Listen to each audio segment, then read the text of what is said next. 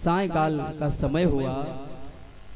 भगवान कन्हैया गौओं को लेकर के आज गोकुल में आए और जैसे ही गोकुल में आए तो वैसे जब भगवान कन्हैया शाम को गैया लेकर के आते थे तो प्यारी सी बंसी बज रही होती थी, मुरली बज रही होती। लेकिन आज जब भगवान कन्हैया आए तो किसी प्रकार का कोई शोर नहीं था। भगवान सीधे चुपचाप आए और भगवान गौशाला में गए। अक्रूर जी गौशाला में मिले तो चाचा के नाते से भगवान कन्हैया ने अक्रूर जी को प्रणाम किया। भगवान कन्हैया अक्रूर जी से एक बात कहते हैं कि चाचा, मुझे मालूम है कि तुम मुझे लेने आए हो और मुझे यह भी मालूम है कि कल मुझे ब्रज को छोड़ करके तुम्हारे साथ में चलना है, परंतु हे चाचा ये बात मेरी मैया यशोदा को मत बताना। यदि मेरी मैया को ये बात मालूम हो जाएगी तो मैं जा नहीं पाऊंगा। दुनिया में सभी को समझाना आसान है लेकिन मैया को समझाना बहुत कठिन है। अक्रूर जी ने कहा कन्हैया मैं किसी को कुछ नहीं बताऊंगा। नंद बाबा को मालूम हो गया। शाम का समय है। अक्रूर जी ने, नंद बाबा जी ने भोजन ग्रहण किया। सभी लोग विश्राम कक्ष में जाकर के लेट गए। न जाने ये बात कैसे ब्रजमंडल में फैल गई कि सुबह होते होते ही कन्हैया ब्रज को छोड़ करके चला जाएगा। सुखदेव प्रभु कहते हैं कि हे राजन, वो ब्रज की सारी सखियां, ब्रज की गोपिकाएं, ब्रज के ग्वाल बाल मैया यशोदा के दरवाजे पर आकर के रात्रि के समय में रुदन करने लगे, जोर जोर से रोने लगे। मैया यशोदा के कानों में आवाज पड़ी। मैया यशोदा बाहर निकल करके आई। यशोदा ने गोपिकाओं को देखा। अरे पागलों, क्या हो गया? इतनी रात गए तुम लोग क्यों रो रही हो? गोपिकाओं ने कहा कि मैया शायद तुम्हें नहीं मालूम है इस ब्रजमंडल के ऊपर कितना बड़ा पहाड़ टूट पड़ा है।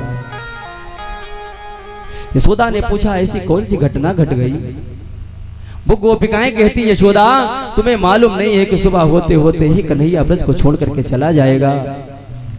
हम लोग रो रो करके ब्रह्मा जी से प्रार्थना कर रहे हैं कि ब्रह्मा जी ये रात इतनी बड़ी हो जाए, ये रात इतनी बड़ी हो जाए कि कभी सुबह ही ना हो। यदि सुबह नहीं होगी तो कन्हैया ब्रज को छोड़ करके नहीं जाएगा। गोपिकाएं रोने लगी। यशोदा श्याम सकारे जाएंगे, नैन मरेंगे रोए। हे यशोदा सुबह होते होते ही कन्हैया ब्रज को छोड़ करके चला जाएगा। श्याम सकारे जाएंगे, नैन मरेंगे रोए। तो विधना ऐसी रैन कर के भोर कबहू मती हो। यशोदा हम लोग रो रो करके ब्रह्मा जी से प्रार्थना कर रहे हैं कि ब्रह्मा जी हम अंधकार में जी लेंगे, नहीं चाहिए मुझे ऐसा प्रकाश जो प्रकाश मुझे हमारे कन्हैया से अलग कर दे। यदि ये बात सच है कि सुबह कन्हैया ब्रज को छोड़ करके चला जाएगा तो नहीं चाहिए मुझे ऐसी सुबह। हम रातों रात अपना जीवन काट लेंगे, अंधकार में अपना जीवन व्यतीत कर लेंगे, लेकिन मुझे ऐसी सुबह नहीं चाहिए, ऐसा प्रकाश नहीं चाहिए जो हमें हमारे कन्हैया से दूर कर दे। मैया यशोदा ने जिस समय सुना तो यशोदा विचार करती है, री गोपिकाओं ये कन्हैया इतना बड़ा कब से हो गया कि हर फैसला खुद कर लेता है। कन्हैया ने इतना बड़ा फैसला कर लिया कि ब्रज को छोड़ करके चला जाएगा, उसने हमको नहीं बताया। मैया यशोदा के नेत्र सजल हो गए। अरे अभी तो हम समझ रहे थे कि कन्हैया बहुत छोटा है, ये तो आज हमारी समझ में आया कि कन्हैया इतना बड़ा हो गया, कन्हैया ने हमसे बताया नहीं। ये बात चल ही रही थी कि भगवान कन्हैया के कानों में आवाज पड़ी। भगवान कन्हैया निकल करके बाहर आए। मैया यशोदा ने कन्हैया की तरफ देखा। दौड़ करके लाला ने मैया के चरणों को पकड़ लिया। मैया मुझे क्षमा कर दे, मैंने तुझको इसलिए नहीं बताया कि मैया तुझे दुख होगा, ऐसा नहीं है कि कन्हैया तुझसे चोरी करता है या कन्हैया तुझे कुछ बताना नहीं चाहता। मैया मैंने तुझको इसलिए नहीं बताया कि मैया को यदि मालूम हो जाएगा तो मैया दुखी हो जाएगी। परंतु हे माँ, ये बात तो सच है कि मुझे मथुरा में जाना होगा। सारी गोपिकाएं रोने लगी, सारे ग्वाल बाल रो रहे हैं, कन्हैया आखिर तू हमें छोड़ करके क्यों जाना चाहता है? हमने तुझे मक्खन नहीं दिया इसलिए, हमने तेरी शिकायत की इसलिए, हमने तुझे उकल से बंधवाया इसलिए, आखिर हमें छोड़ करके क्यों जाना चाहता है?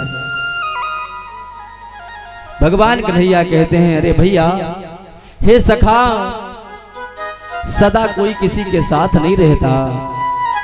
कदाचित भाई भाई दूर हो जाते हैं, पिता पुत्र दूर हो जाते हैं, माँ बेटी दूर हो जाती है, बहन बहन से दूर हो जाती है, प्रेमी प्रेमी से दूर हो जाता है, जीवन भर कोई किसी का साथ नहीं देता। हे सखा, शायद हमारा तुम्हारा इतने दिनों का ही मिलन था। ये किसी कर्म के हमारे प्रारब्ध थे, आपके किन्हीं कर्मों के पुण्य थे जो हमारा तुम्हारा मिलना हुआ। कर्म न सो मिलना भयो, कर्म ही तो बिछुड़ा। बावरे कर्म संवार ले, आंसू काहे बहा। हे सखा, हमारा तुम्हारा इतने दिनों का ही मिलन था। मैया यशोदा ने भगवान कन्हैया को सीने से लगाया। आज भगवान ने सभी को धीरज बंधाया। भगवान कन्हैया जा करके अपने कक्ष में लेटे हैं, मैया जा करके अपने भवन में लेटी, परंतु रात भर ना मैया को नींद आई ना भगवान कन्हैया को नींद आई। सुबह ब्रह्म मुहूर्त की बेला में मैया यशोदा ने कन्हैया को उठाया, स्नान कराया, भगवान कन्हैया का श्रृंगार किया है, सर पे मोर मुकुट बांध दिया है। मैया ने ला करके मक्खन सामने रख दिया। कन्हैया, कम से कम आज तो जाते जाते यशोदा के हाथ का मक्खन खाते जाओ। मैया रोने लगी। भगवान कन्हैया कहते हैं, माँ, यदि तुम इस तरीके से परेशान होगी तो हम कैसे जा पाएंगे? भैया, इधर जैसे ही रथ दरवाजे पर आया, वो सारी ब्रज की गोपिकाएं आ गई। कन्हैया, हमें छोड़ करके मत जाओ। तो गोपिकाएं कहती हैं कि मुझे नहीं मालूम था कि एक दिन तुम्हें छोड़ना पड़ेगा। जो मैं ऐसा जानती, प्रीति करे दुख होए,